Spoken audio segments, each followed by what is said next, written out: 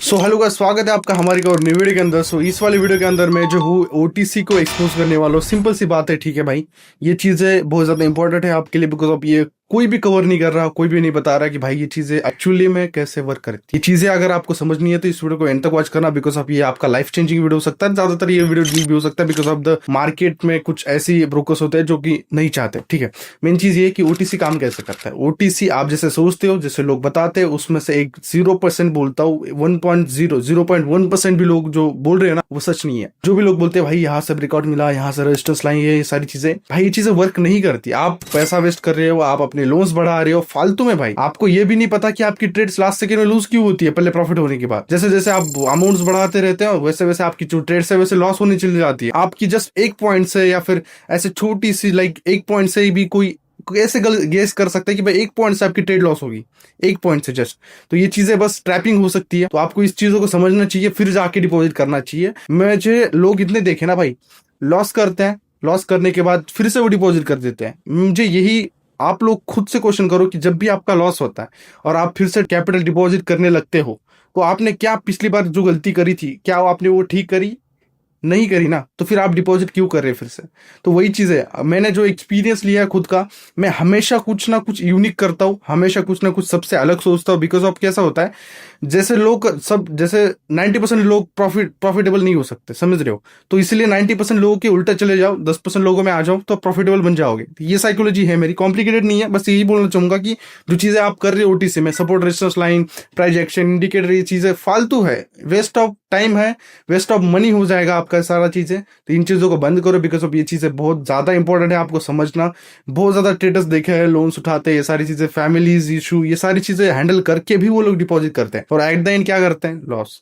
पहले प्रॉफिट कर लेते हैं, आई नो क्यूबटेक्स में पहले प्रॉफिट कर लेते हैं, ओटीसी में पता नहीं, फिर वही चीज़ों को फॉलो करके फिर से लॉस हो जाता है। और लॉस जब भी होता है ना, तो भाई छोटा लॉस नहीं होता, पूरा जो प्रॉफिट है वो भी और जो कैपिटल है वो भी। कैसे होता है? क्योंकि बंदा पहले प्रॉफिट करता है, ठीक है, फिर एग्रेशन में आके क्या करता है, बड़ी बड़ी ट्रेस लगाने स्टार्ट कर देता है। और कभी कभी क्या होता है, हमेशा ही होता है, कभी नहीं, हमेशा ही होता है, जब प्रॉफिट हो जाए, फिर जो भी कैपिटल है आपका, लास्ट में आप थोड़ा एग्रेशन में आते हो कि यार भाई मेरी लॉस हो रही है, आप बड़ी अमाउंट यूज करते हो, तो वो ट्रेड लॉस नहीं होनी होती, तब भी वो एक पॉइंट से, छोटे छोटे गैप से आपका ट्रेड लॉस हो जाएगा, आपको ट्रैप करा जाएगा। सिंपल बात ओटीसी में। और लाइव मार्केट में भाई इतने एरर कैंडल्स आते हैं, तो आप गेस करो कि ओटीसी तो पूरा सॉफ्टवेयर बेस्ड मार्केट है, यहाँ पर कुछ अलग ही सीखना पड़ेगा आपको प्रॉफिट बनाने के लिए। तो मेरी चीजें क्या है, मेरी स्ट्रैटेजी क्या है, मैं इस वीडियो में एक्सप्लेन करूंगा।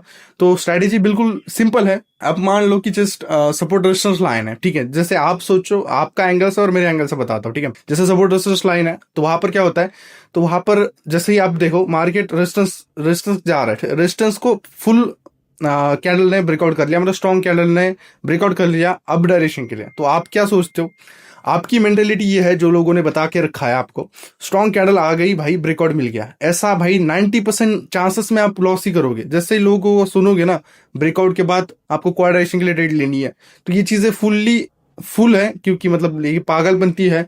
क्योंकि लोग जो है ये चीजों पे ट्रेड करते हैं ना, तो पूरे लोग लॉस करते हैं, क्योंकि ट्रैपिंग पे ही मार्केट चलता है ओटी से। तो ये समझो, यहाँ पर ट्रैपिंग कहाँ हुई मैं आपको बताता हूँ।